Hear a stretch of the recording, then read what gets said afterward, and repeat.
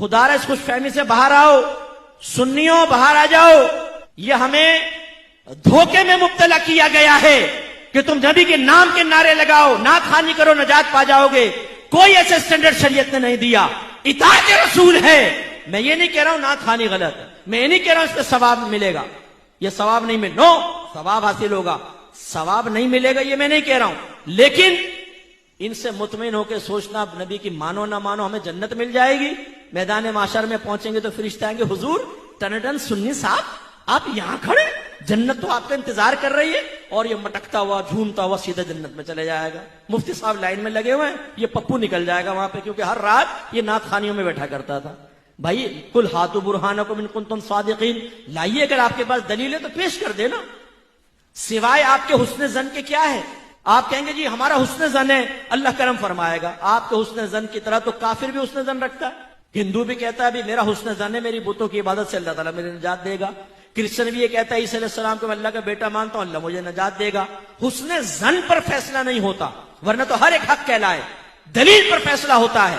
آپ مجھے دلیل دیجئے کہ آپ نماز نہ پڑھیں، آپ جھوٹ بولیں، آپ غیبتیں کریں، آپ لڑکیوں کے پیچھے بھاگیں، آپ فحاشی کریں، آپ گندی گالیاں بکیں، آپ ہیروئن پئیں، آپ سگریٹیں پئیں، آپ نشہ کریں، آپ ماں باپ کی آنکھوں میں آنکھیں ڈال کر بدتمیزیاں کر کے ان کو ان کی کمزوریوں کا احساس دلائیں اور صرف نعت خوانی میں بیٹھے آپ کو نجات مل جائے گی. لائیے دلیل اس پہ پیش کیجئے. میں یہی بیٹھا ہوں، لاؤ دلیل لے کر آؤ یہاں پر کہ آپ کا جلوس نکالنا آپ کو نجات دے دے گا، لائٹنگ کرنا آپ کو نجات دے دے گا. غلط. اگر کسی نے آپ کو ذہن بنایا ہے، کسی نعت خوان نے ذہن بنایا ہے کہ آپ سرکار کی محفل میں بیٹھے ہیں اور جو سرکار کی محفل میں آتا ہے سرکار بروز قیامت اس کو سینے سے لگا کر جنت میں لے جائیں گے، آپ کے اوپر واجب ہے آپ اس نعت خوان کو بعد میں روکیں اور کہیں اس پہ دلیل پیش کرو. ٹھیک ہے ہم تمہاری بات مانتے ہیں. نہیں مانتے مفتی صاحب کی بات، وہ ڈانٹ کے چلے گئے، سخت لہجے میں گفتگو کی. تم نے بڑی پیاری بات کہی، لاؤ دلیل دو. جب تک نعت خوان دلیل نہ دے بند کر لینا اس کو گھر کے کمرے میں. بولنا کہ نہیں جانے دیں گے. تم نے کیسے دھوکے میں مبتلا کیا؟ تم نے ہمیں نمازوں سے دور کر دیا، تم نے تقوی سے دور کر دیا. حرام کھا کھا کر نعت خوانیوں میں آ کر بیٹھ کر ہم سمجھتے نجات ہو جائے گی. کیسے ہو جائے گی؟ جو حرام مال کے ساتھ حج کرے نبی کریم فرماتے ہیں اللہ اس کا حج قبول نہیں کرے گا.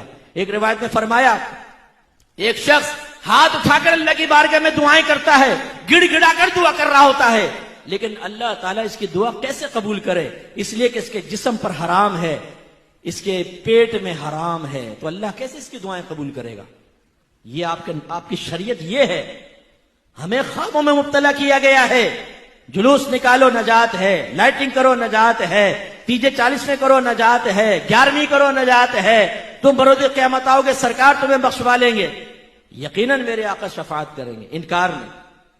لیکن جب ایمان بچا کر لے گئے تو ایمان ضائع ہو گیا گناہ کر کر کے، پھر تو کافروں میں پھر شفاعت نہیں.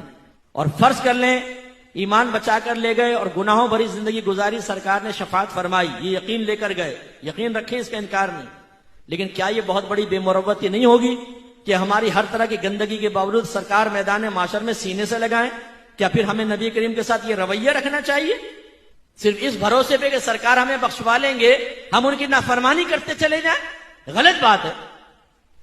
کہ میں اسی لیے دل چلاتا ہوں جتنے نعت خوان جن کو آپ نے دین کا ٹھیکیدار سمجھا ہوا ہے نا کہ یہ ہمیں جنت تک پہنچائیں گے، ان سے آپ شرعی مسائل معلوم کر لیں، ان تک کو پتہ نہیں ہوگا. ان کے گھر میں ان کی ازواج کو پتہ نہیں ہوتا ہے. سب کی بات نہیں کر رہا ہوں لیکن اکثر کو میں جانتا ہوں. ویسے آ کے ایسا آپ کے سامنے شعر پڑھیں گے جیسے دین اگر انہی کے ساتھ درس چل رہا ہے، ورنہ یہ نہ ہو تو دین ہی ٹھپ ہو جائے گا. تکبر کا عالم یہ ہوتا ہے کہ بڑے نعت خوان، وہ کبھی آپ نے نہیں دیکھا ہوگا کسی عالم کا ہاتھ چومتے ہوئے، اتنے متکبر ہوتے ہیں. یہ یاد رکھیں نعت خوانی فی نفسی کوئی کمال کی بات نہیں. میں دلیل سے کہتا ہوں، دعویٰ کرتا ہوں، پورا قرآن پوری حدیث ایک آیت ایک حدیث لے آئے جو نعت خوان کے فضائل پر مشتمل ہو، لے کر آئے.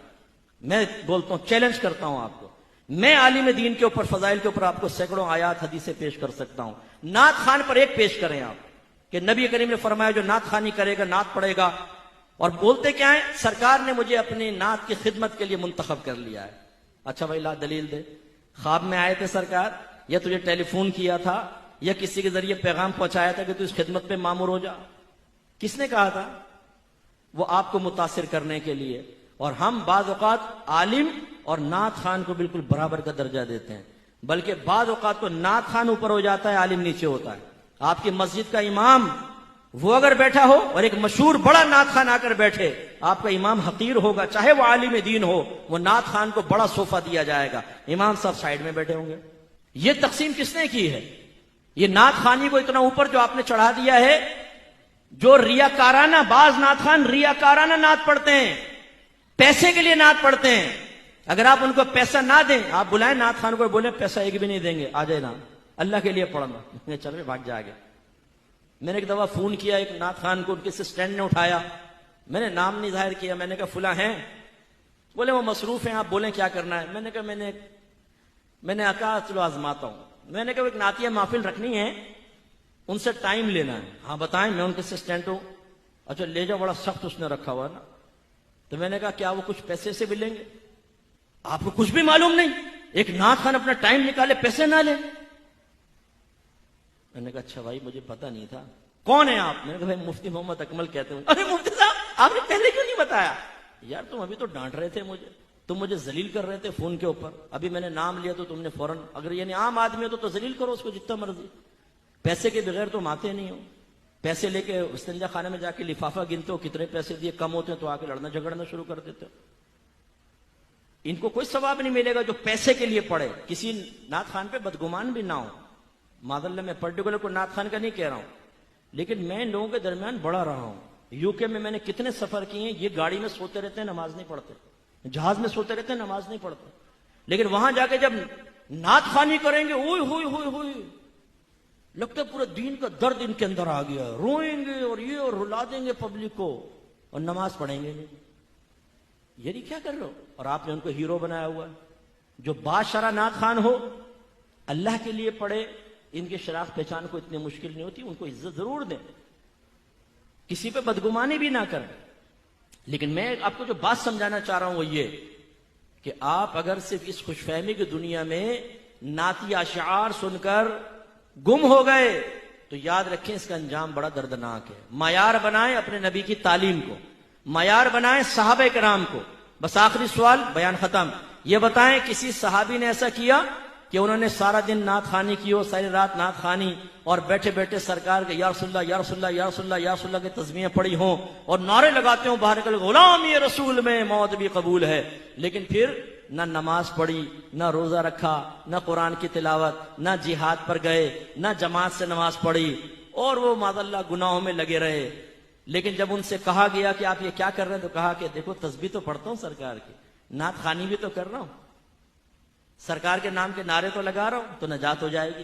ہے کوئی ایسی مثال؟ بولے ہے نہیں ہے نا؟ لیکن ہمارے ہاں ہیں، مثال نہیں مثالیں ہیں۔ ہم خوش فہمی میں مبتلا ہیں۔ یہ محافل ضرور کریں، اللہ تعالیٰ اس پر ثواب بھی دیتا ہے، اگر اس کی رحمت جوش میں آئے تو بخشش و نجات کا ذریعہ بھی بن سکتی ہیں، لیکن گارنٹی نہیں ہے۔ اصل چیز معیار شرع کیا ہے؟ اطاعت رسول۔